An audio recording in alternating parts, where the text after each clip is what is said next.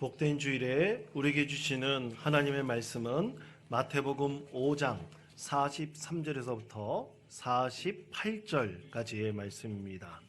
마태복음 5장 43절에서부터 48절까지의 말씀, 신약성경 7면 8면 사이에 있습니다.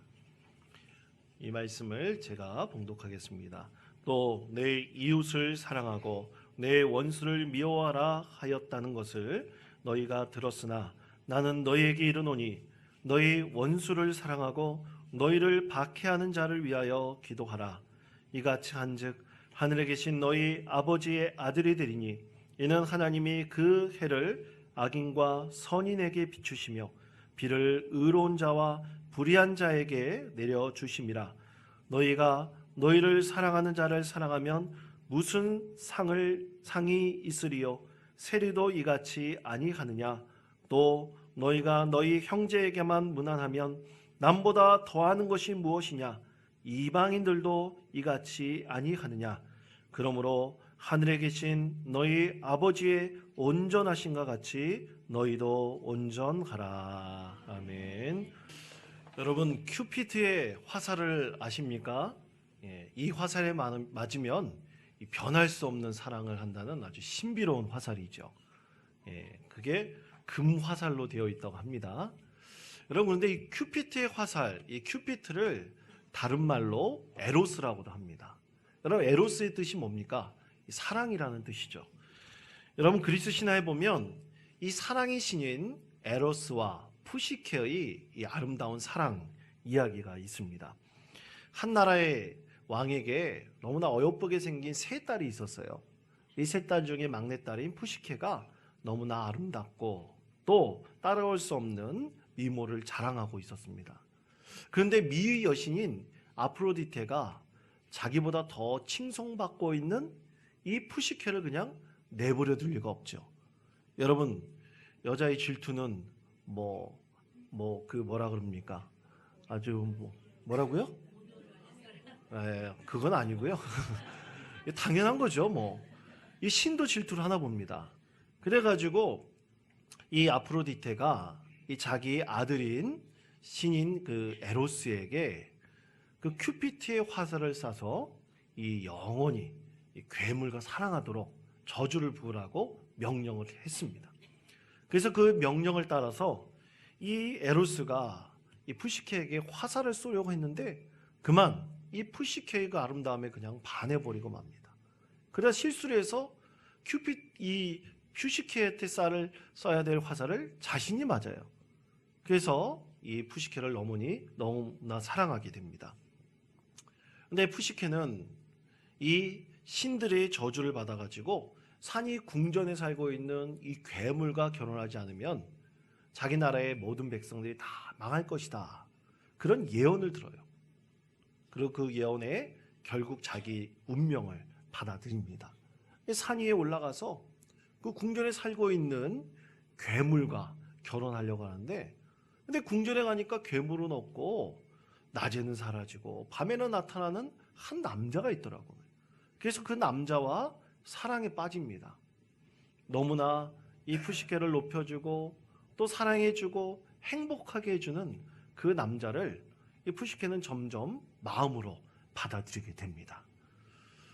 그런데 낮에는 사라지고 밤에만 나타나요. 그래서 그 얼굴을 볼 수 없으니까 푸시케가 그 남편에게 얼굴을 보여줄 수 없느냐 그랬더니 하는 얘기가 이 외모와 보여짐에는 진실함이 없다. 마음으로 해야 되지 않느냐. 그렇게 진실한 사랑을 요청을 합니다. 이 푸시케도 그것을 받아들이게 되죠. 그런데 이 궁정에서 아무리 행복하게 살아도 아는 사람 별로 없이 살아가니까 너무나 답답하고 갇혀있는 것 같았어요.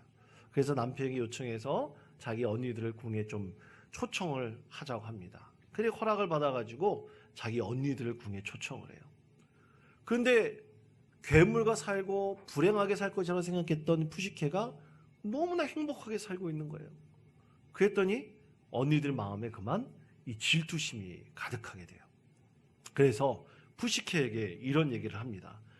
남편이 밤마다 찾아오고 낮에 없어지는 것은 아마 분명히 괴물의 얼굴을 하고 있을 거야. 그러니까 네가 호롱불하고 단검을 가지고 가서 만약 괴물이면 그 괴물을 죽여버려요. 그래야지 네가 살 수 있을 거야. 과연 그럴까? 푸시케 마음속에 의심의 마음이 듭니다. 그래서 어느 날 이 언니들 말대로 호롱불을 가져다가 단검을 가지고 이 남편이 곤히 잠들어 있는 침실로 갔는데요. 호롱불 얼굴을 비춰보니까 괴물의 얼굴이었을까요? 아닙니다. 너무나 멋지고 잘생긴 큰 날개를 가지고 있는 에로스의 신이 바로 거기에 누워있는 것이었습니다. 너무나 깜짝 놀라 그만 이제 뒷걸음치는데 그만 이 호롱불에 이 하나의 기름이 떨어져서 그 가슴으로 에로스의 가슴에 기름이 떨어졌는데 그것 때문에 에로스가 잠에서 깨어납니다. 그러면서 이 에로스는 자기를 믿지 못하고 또 의심하였던 푸시케에게 너무나 실망을 해요. 그러면서 그는 그 자리를 떠나면서 이런 말 한마디를 남깁니다. 어리석은 여인아, 사랑은 에로스는 의심하는 마음 푸시케에 깃들 수 없다는 것을 몰랐는가? 이런 말을 하고 그 자리를 떠난다고 합니다. 여러분, 이것이 에로스와 푸시케의 사랑 이야기 1탄입니다. 또 2탄이 있습니다. 나중에 되면 여러분에게 2탄을 알려드리도록 하겠습니다. 좀 참아주시기를 바랍니다. 근데 여러분, 이 결말을 보면요, 이 그리스 신화에는 대부분 다 이 불행하게 많이 끝나거든요. 그런데 이 두 사람의 사랑이야는 나중에는 해피엔딩으로 끝납니다. 그런데 여기서 제가 궁금한 게 하나 있더라고요.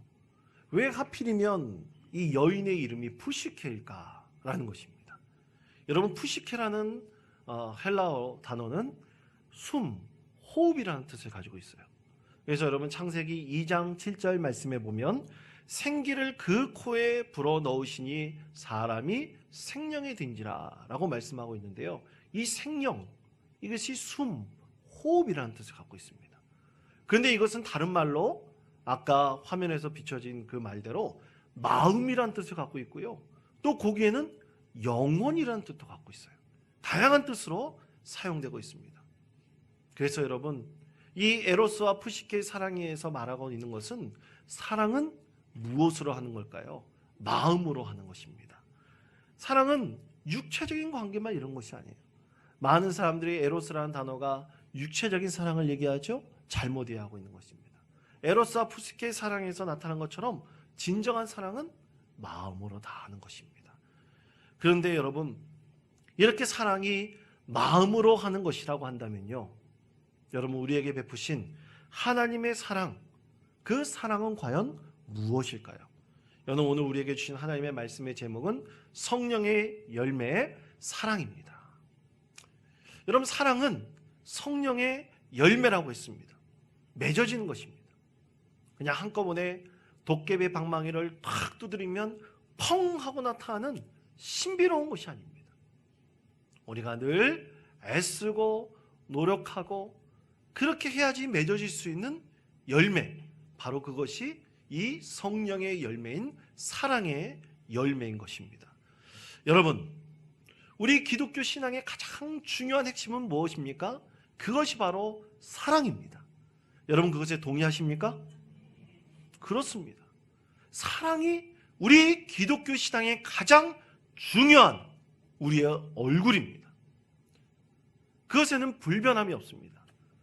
그런데 이 사랑의 모양을 우리가 가지고 있느냐? 초대교회 성도들에게 늘 설교하면서 복음을 증거했던 이 초대교회 교부였던 터툴리아는 사람들에게 말하기를, 여러분은 그리스도인들처럼 사랑하는 사람들을 본 일이 있습니까? 그래서 항상 복음 증거할 때 이렇게 말을 시작했다고 합니다. 초대교회 성도들이 보였던 사랑의 모습은 너무나 놀라운 것이었습니다. 그래서 그는 담대하게 그리스도인들처럼 사랑하는 사람을 본 적이 있느냐, 그렇게 외치면서 복음을 증거했다는 것입니다. 그렇게 되기를 늘 소망하는 것이 그리스도인들이었습니다. 그런데 여러분, 그렇다고 하면 여러분, 사랑이란 과연 무엇일까요? 우리는 이 사랑에 대해서 어떻게 정의하고 받아들일 수 있을까요?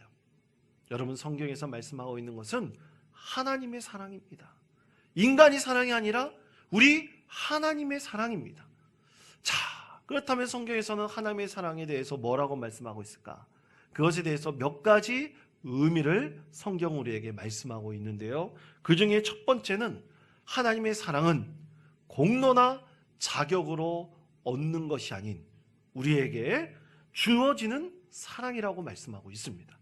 로마서 5장 8절 그 말씀에 보면 이렇게 말씀하고 있습니다.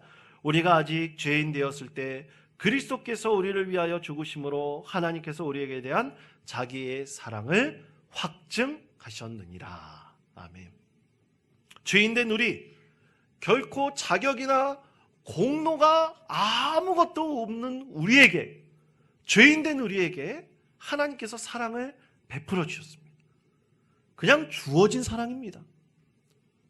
누구에게 공로나 자격이나 그런 것이 없음에도 불구하고 하나님께서는 공평하게 이 세상 모든 사람들에게, 우리에게 사랑을 베풀어 주셨습니다. 그래서 그 사랑은 이 세상 모든 사람들에게 임하고, 그 사람이 아무리 부족하고 못난 사람이라 할지라도 하나님께서는 그 사랑을 베풀어 주셨습니다. 두 번째로, 하나님의 사랑은 결코 끊을 수 없는 한결같은 사랑입니다. 공로나 자격이 없는 우리를 사랑하시는 것이 너무나 일정합니다. 너무나 한결같습니다. 그래서 그 사랑을 막을 수 있는 그 어떤 것도 이 세상에 존재하지 않습니다. 그래서 로마서 8장 38절과 39절은 우리에게 이렇게 말씀하고 있습니다. 우리 다 같이 이 말씀을 한 목소리로 봉독하겠습니다. 내가 확신하노니 사망이나 생명이나 천사들이나 권세자들이나 현재 일이나 장래 일이나 능력이나 높음이나 깊음이나 다른 어떤 피조물이라도 우리를 하나님이 사랑해서 끊을 수 없으리라. 아멘. 그 어떤 것도 하나님 사랑해서 끊을 수 없다고 말씀하고 있습니다. 이것이 한결같은 하나님의 사랑이죠. 세 번째로, 하나님의 사랑은 우리를 위해서 고난도 만화하지 않는 사랑입니다. 고난받는 사랑입니다. 하나님은 이 세상 모든 백성들을 위해서 각 스스로 고난을 받으시고 희생의 피를 흘리셨습니다.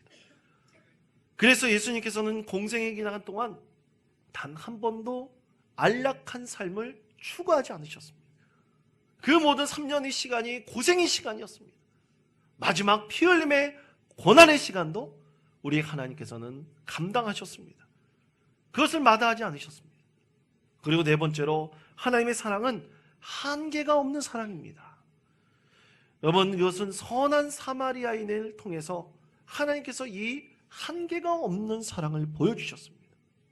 유대인들은요, 사마리아인이라고 한다면 학을 치를 떨고 그리고 그를 멸시했습니다. 그러나 선한 사마리아인은 죽어가는 유대인을 그냥 두지 않았습니다. 자기의 모든 것을 다해서 그의 생명을 구해주고 섬겨주었습니다. 그에서는 어떤 한계도 없고, 그리고 예수님께서 우리에게 말씀하신 것처럼 땅끝까지 이르러 내 증인이 되라 하신 그 말씀을 이루어 주신 것입니다. 그 하나님의 사랑에는 결코 한계가 없는, 제한이 없는 그런 사랑인 것입니다. 이렇게 하나님의 사랑, 예수님의 사랑에는 공로나 자격이 필요 없고요, 한결같으며 고난도 마다하지 않으시는 사랑이며, 그리고 그것에는 어떤 제한도 없는, 한계가 없는 그러한 하나님의 사랑입니다. 이 사랑을 우리 예수님께서 우리에게 친히 보여주셨습니다. 이렇게 성경에서는 하나님의 사랑을 말씀하고 있는데요, 그렇다면 이 사랑의 열매, 이 성령의 열매, 이것을 우리가 어떻게 맺고 그리고 어디까지 이 사랑의 열매가 맺어져야 할까요? 진짜 사랑의 실체는 과연 무엇일까?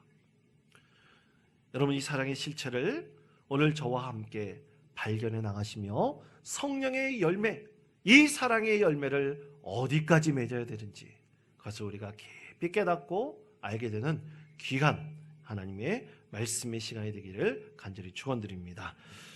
여러분, 찬송가 304장 그 가사 1절은 우리에게 이렇게 찬송하고 있습니다. 그 크신 하나님의 사랑 말로 다 형용 못하네.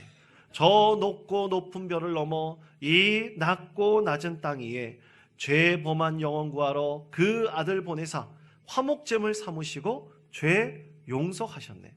하나님 크신 사랑은 측량 다 못하네. 영원히 변치 않는 사랑 성도여 찬양하세. 그렇게 찬양하고 있습니다. 여러분, 여기서 죄 범한 영혼 구하려 그 아들을 보내셨다라고 말씀하고 있는데요, 여러분, 죄 범한 영혼을 구하기 위해서 하나님께서는 왜 그 아들을 보내셨을까요? 그 아들을 보내신 분명한 이유가 있지 않겠습니까? 그래서 하나님의 이 사랑, 그 실체의 가장 중요한 첫 번째는요, 아무런 이유 없는 사랑인 것입니다. 하나님의 사랑은 아무런 이유가 없는 사랑입니다. 여러분, 이 사랑을 우리가 도저히 설명할 수가 없습니다.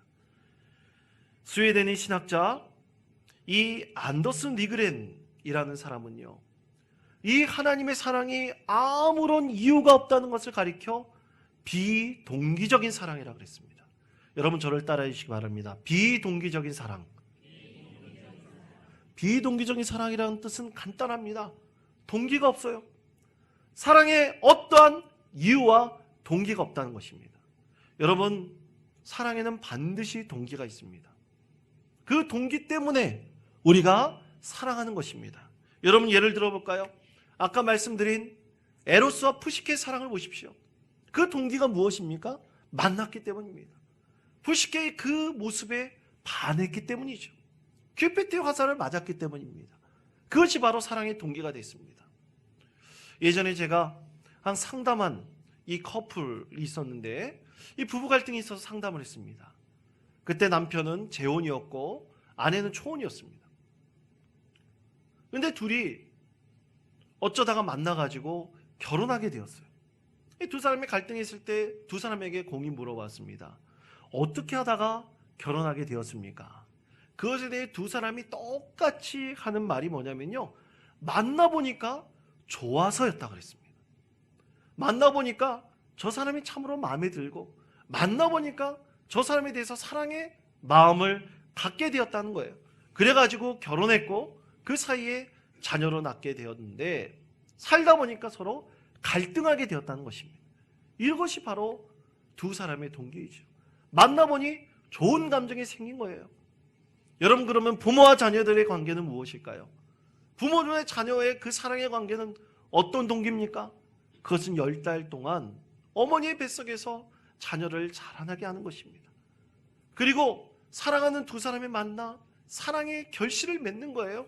여러분, 이것이 부모가 자녀에 대한 사랑의 동기입니다. 자녀도 부모에 대한 사랑도 마찬가지죠.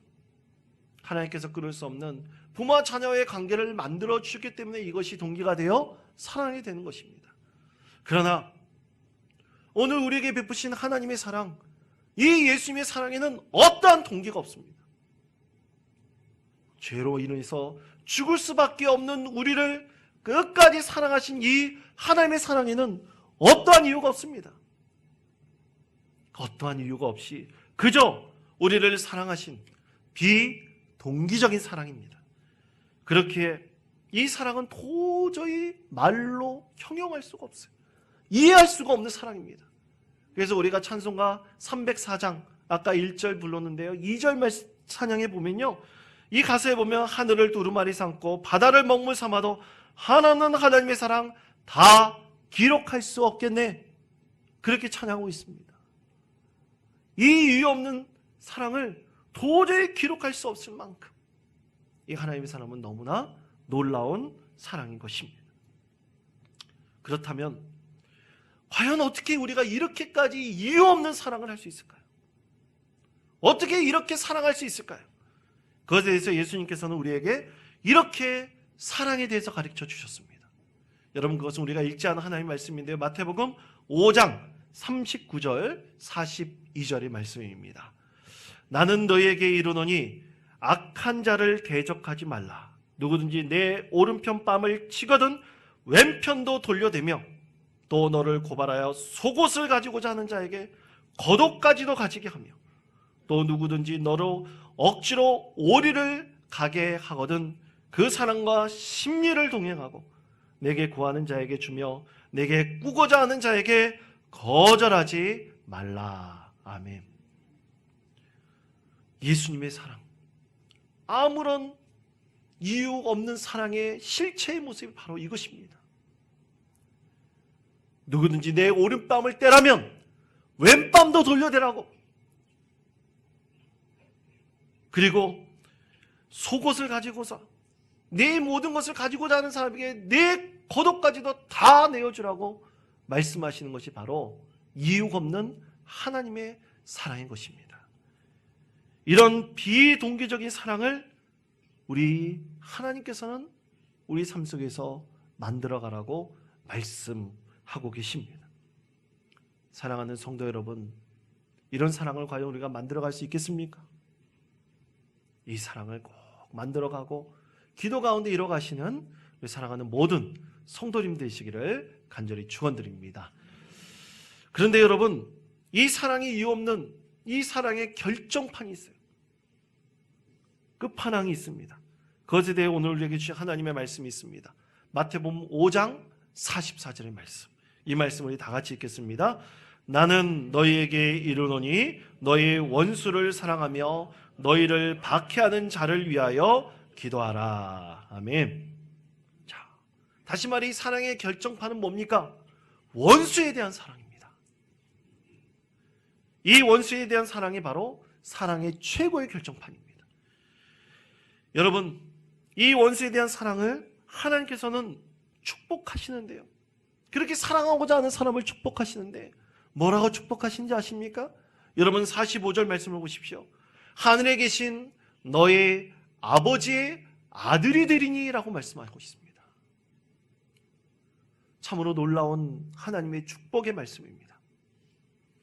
원수까지 사랑할 수 있는 사람이 되기를 간절히 원하고 바라고 노력하는 하나님의 자녀에게는 예수님과 동등한 하나님의 아들이 되는 위치를 하나님께서 허락하신다고 말씀하셨습니다. 이것이 진짜 하나님의 자녀됨을 말씀하고 있죠. 여러분 아마 이것은 불가능하다고 생각할 것입니다. 인간적으로 생각하면 불가능하다고 말할 것입니다. 어떻게 원수된 죄를 사랑할 수 있겠습니까? 사람의 능력으로, 사랑의 마음으로는 도저히 이룰 수가 없습니다.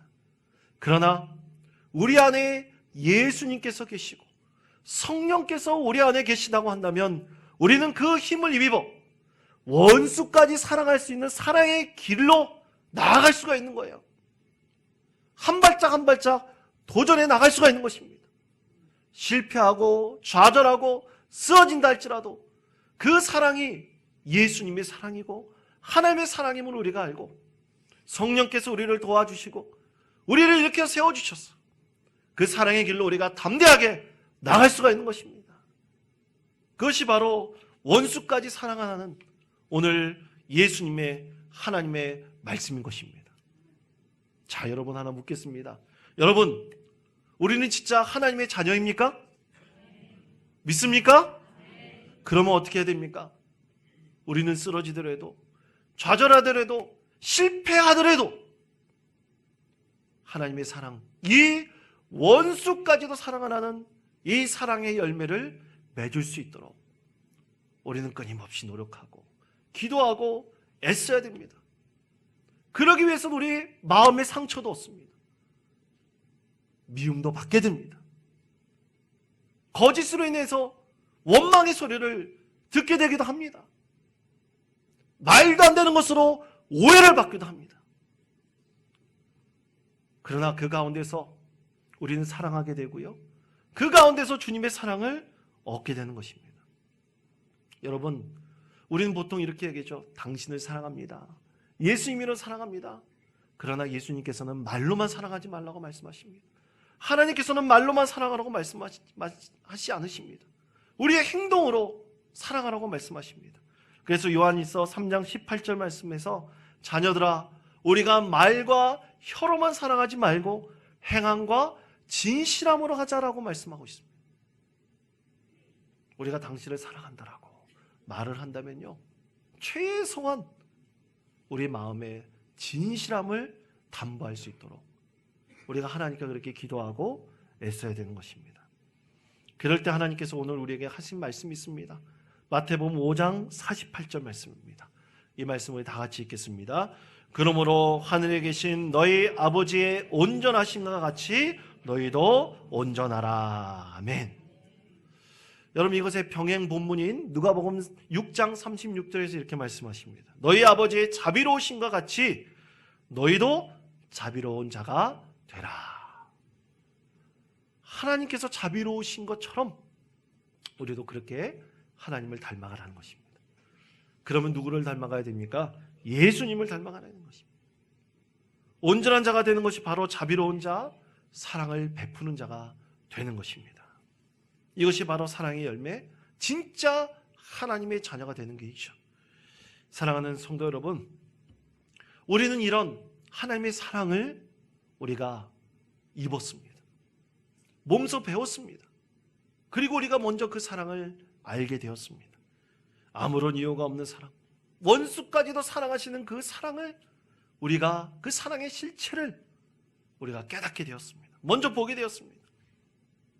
근데 여러분, 우리가 예수님처럼 되지 않고서야 불가능한 일이죠.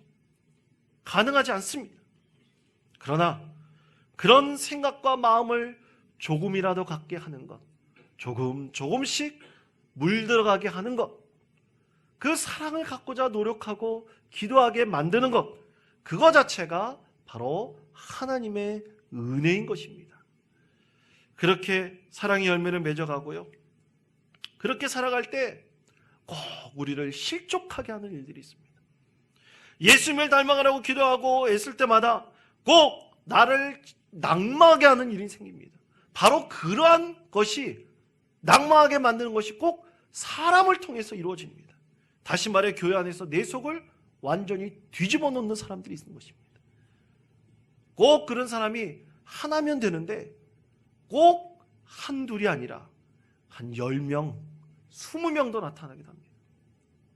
내 마음을 휘집어 놓기도 합니다.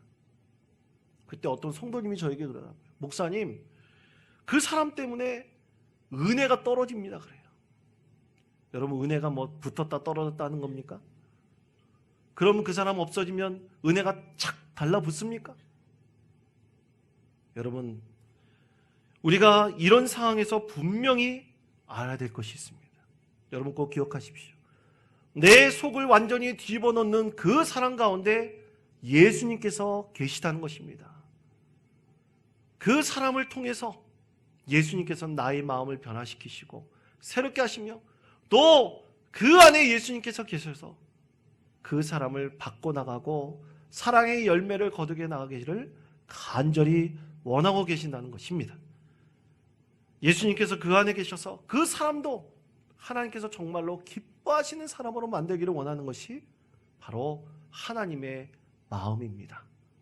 사랑하는 성도 여러분, 이렇게 함께 기도하면서 사랑의 열매를 맺어가십시다.